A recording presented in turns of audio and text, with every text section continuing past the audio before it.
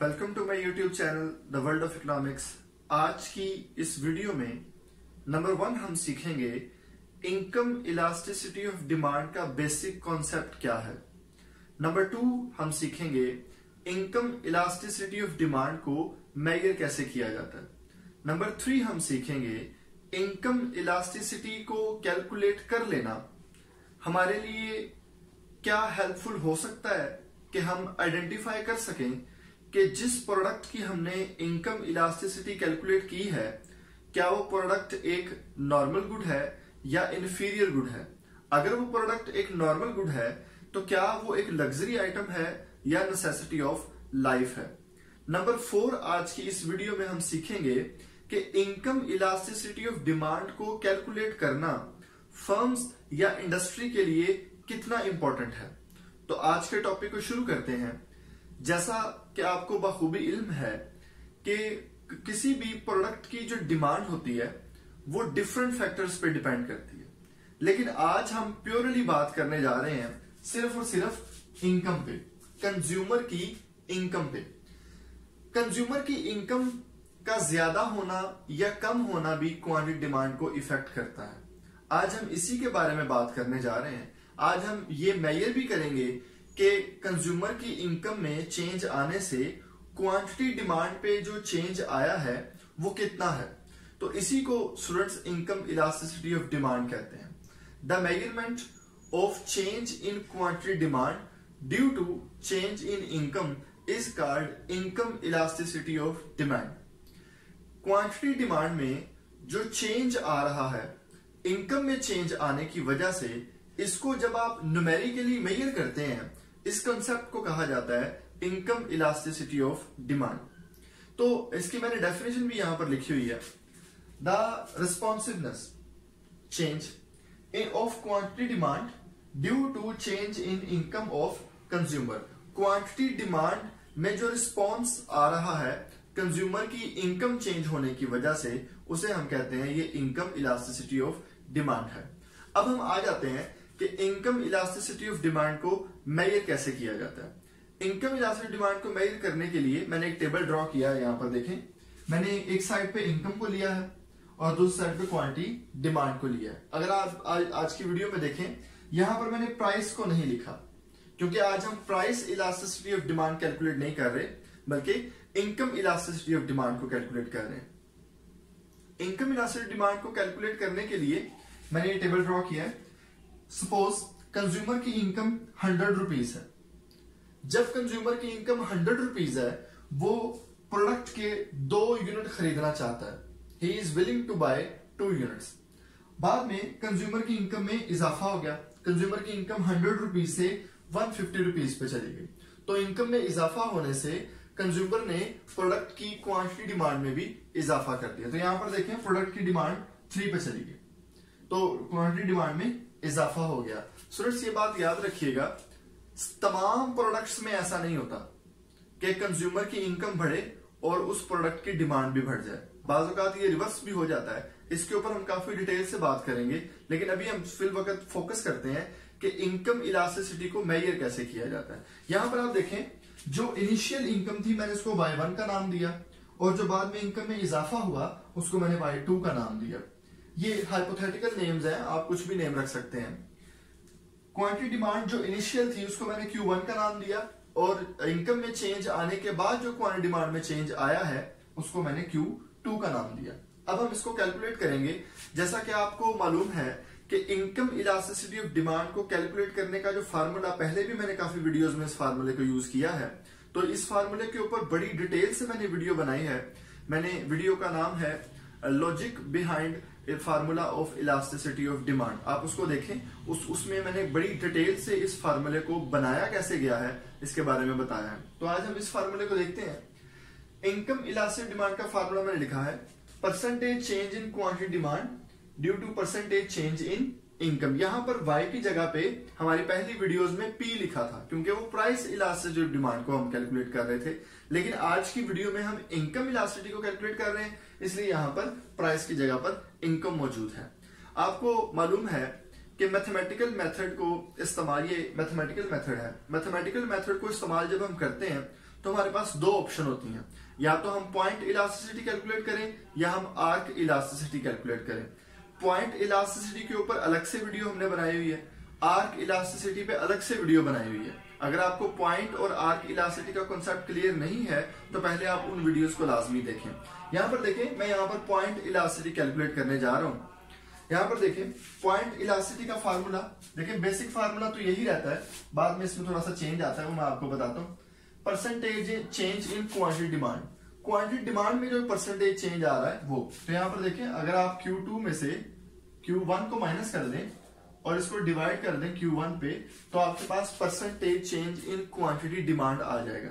अब आपने डिवाइड करना है, ये मैंने डिवाइड का साइन लगा दिया, परसेंटेज चेंज इन इनकम पे। तो परसेंटेज चेंज इन इनकम कैसे कैलकुलेट होगा, अगर आप Y2 में से Y1 को माइनस कर दें और Y1 पे डिवाइड कर दें, तो ये आपके पास आ जाएगा परसेंटेज चेंज इन इनकम। तो इसको कैलकुलेट करते हैं। यहां पर देखें हमारे पास Q2 की वैल्यू 3 है और Q1 की वैल्यू 2 है, तो मैंने 3 लिखा माइनस 2 लिखा और Q1 पे डिवाइड कर दिया। इसी तरह Y2 की हमारे पास वैल्यू 150 है, Y1 की वैल्यू हमारे पास 100 है। Y2 की वैल्यू 150 माइनस 100 डिवाइड बाय 100 ताकि ये परसेंटेज में कन्वर्ट हो जाए। तो यहाँ पर देखें जब आप इसको सॉल्व करेंगे तो आपके पास आंसर आएगा 0.5, और नेक्स्ट इसको जब आप सॉल्व करेंगे तो यहाँ पर भी आपके पास आंसर आएगा 0.5। यहाँ पर आप देखें, आप ये तो डेसिमल वैल्यूज हैं, अगर आप इसको परसेंटेज में कन्वर्ट करें तो ये तकरीबन 50% बनेगा एग्जैक्ट, और ये भी 50% बनेगा। यहां पर आप देखें इसका मतलब क्या है, 50% चेंज आया है क्वांटिटी डिमांड में और 50% चेंज आया है इनकम में। तो इसका आंसर जब आप इन दोनों को डिवाइड करेंगे तो आपके पास इसका आंसर आ जाएगा 1। यहां पर स्टूडेंट्स आप गौर करें, इनकम इलास्टिसिटी का आंसर हमारे पास है 1, जबकि इससे पहले जब हम प्राइस इलास्टिसिटी को कैलकुलेट करते थे हम ये कहा करते थे कि नेगेटिव साइन को इग्नोर किया जाए, क्योंकि नेगेटिव साइन इसलिए आ रहा है क्योंकि प्राइस का और क्वांटिटी डिमांड का इनवर्स रिलेशन है।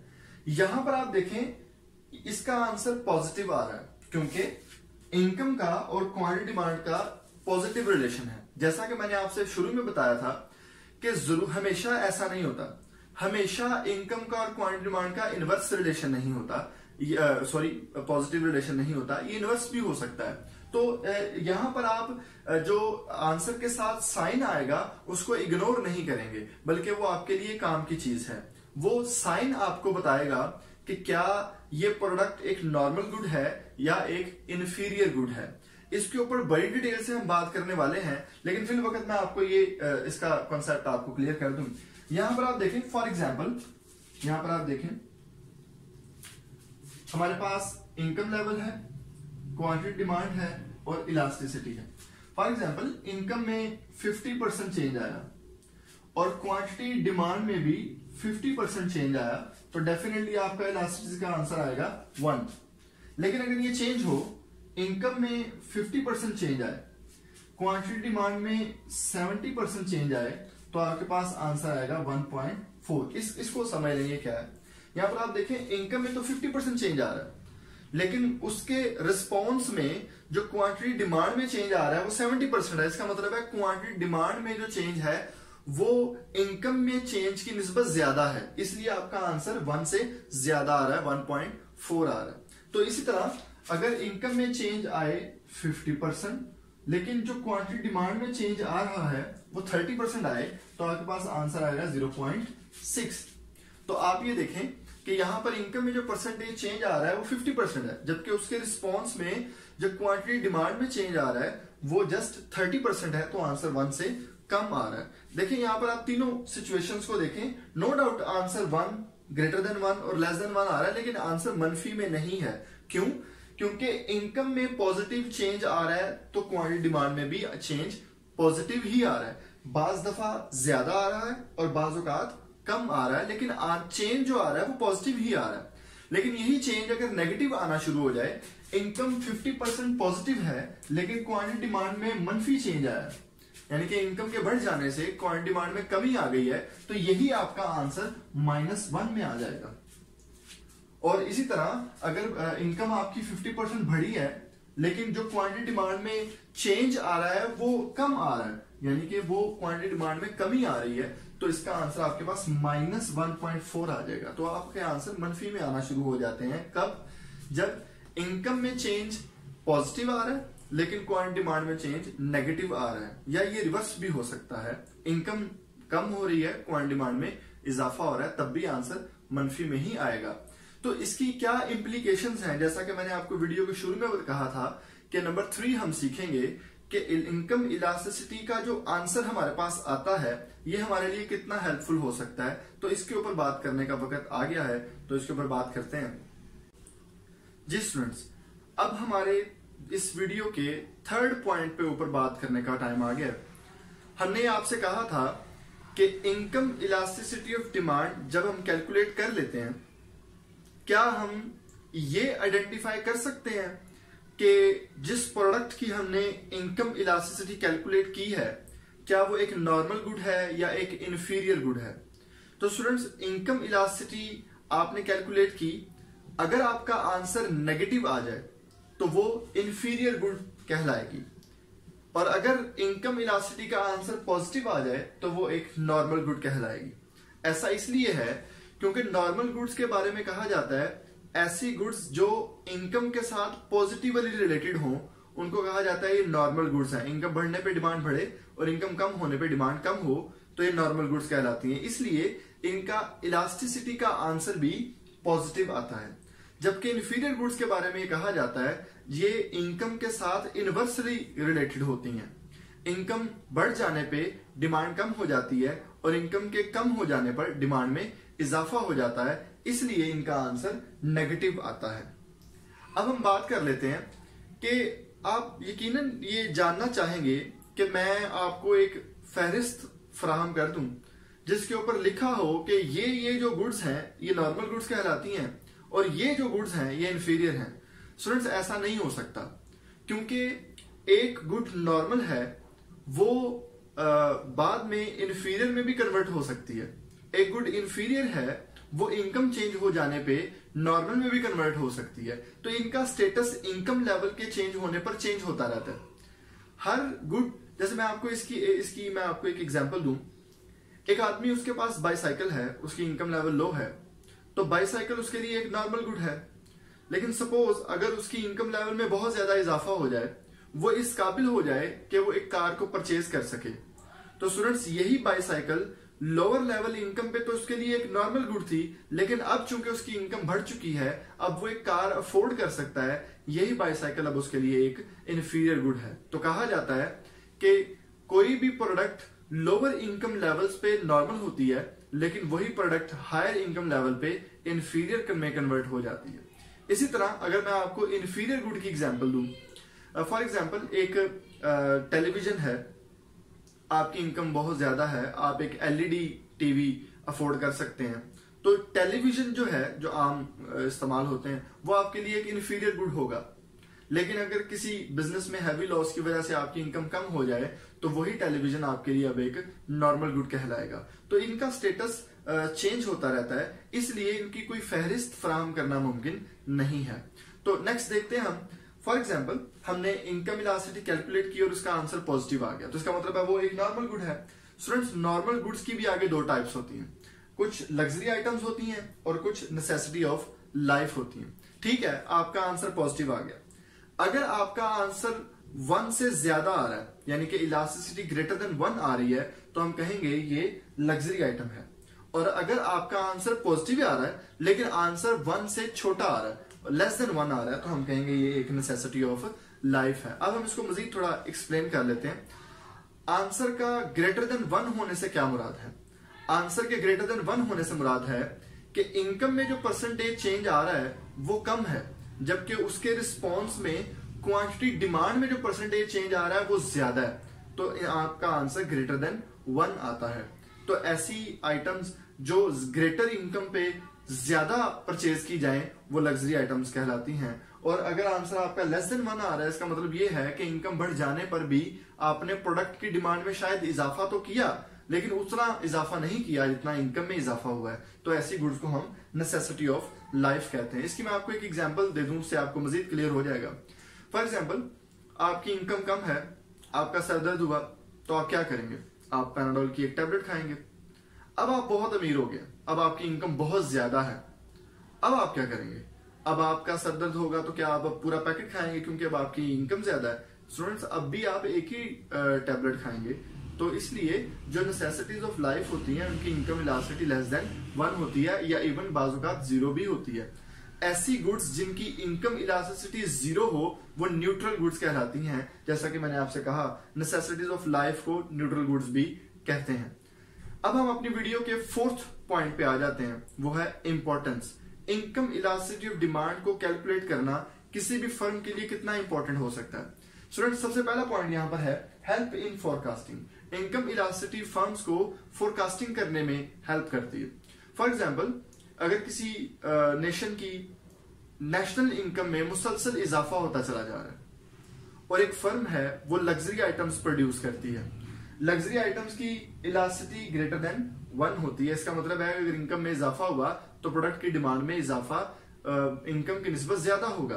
तो आप ये समझ जाएं कि जो फर्म लग्जरी आइटम्स प्रोड्यूस कर रही है उसकी इनकम में इजाफा होने वाला है, क्योंकि उनकी प्रोडक्ट की जो इलास्टिसिटी है वो ग्रेटर देन 1 है और वो लग्जरी आइटम्स को प्रोड्यूस करते हैं और मुल्क की नेशनल इनकम में मुसलसल इजाफा होता चला जा रहा है, इसलिए इस फर्म की प्रोडक्ट की डिमांड में इजाफा होने वाला है। इसी तरह अगर आप नेसेसिटी ऑफ लाइफ की एग्जांपल लें, नेसेसिटी ऑफ लाइफ की जो इनकम इलास्टिसिटी होती है वो लेस देन 1 होती है, यानी कि इनकम में चेंज आ जाने से डिमांड पे कोई बहुत ज्यादा चेंज नहीं आएगा। फॉर एग्जाम्पल, अगर मुल्क की नेशनल इनकम मुसलसल कम होती चली जा रही है, जैसा कि ये कोरोना वायरस की वजह से नेशनल इनकम में मुसलसल कमी आ रही है, तो आप ये नोट कर रहे होंगे कि जो businesses necessity of life produce करते हैं या नेसेसिटी ऑफ लाइफ को सेल करते हैं उनकी इनकम में बहुत ज्यादा कमी नहीं आई, क्योंकि इनकम के चेंज हो जाने से नेसेसिटीज ऑफ लाइफ की डिमांड पे बहुत ज्यादा इंपैक्ट नहीं पड़ता। तो फर्म अपनी प्रोडक्शन को, अपनी सेल्स को फोरकास्ट कर सकती है इनकम इलास्टिसिटी की मदद से। नंबर 2 हमारे पास पॉइंट है हेल्प इन प्रोडक्शन। ये पिछले पॉइंट से मिलता जुलता पॉइंट है। अगर मुल्क की नेशनल इनकम में मुसलसल इजाफा होता चला जा रहा है तो फर्म्स ये डिसीजन मेकिंग कर सकती हैं, क्या उन्होंने जो प्रोडक्शन करनी है वो लग्जरी आइटम्स की करनी है या नेसेसिटीज ऑफ लाइफ की करनी है। अगर आप थोड़ा इसको डीपली अंडरस्टैंड करने की कोशिश करें, जो लग्जरी आइटम्स हैं वो इनकम के साथ बहुत ज्यादा फ्लक्चुएट करती हैं क्योंकि उनकी इलास्टिसिटी ग्रेटर देन 1 है, जबकि जो नेसेसिटीज ऑफ लाइफ हैं उनकी जो डिमांड है वो इनकम के साथ बहुत ज्यादा फ्लक्चुएट नहीं करती। तो इसलिए जब नेशनल इनकम में बहुत ज्यादा उतार चढ़ाव आ रहा हो तो फर्म्स की कोशिश होती है कि वो नेसेसिटीज ऑफ लाइफ की प्रोडक्शन के ऊपर फोकस करें, क्योंकि उनकी डिमांड में बहुत ज्यादा कमी बेशी नहीं हो रही। इसी तरह नंबर 3 पॉइंट है हमारे पास help in marketing. For example, एक फर्म है वो डिफरेंट एरियाज में अपनी प्रोडक्ट को सेल करती है।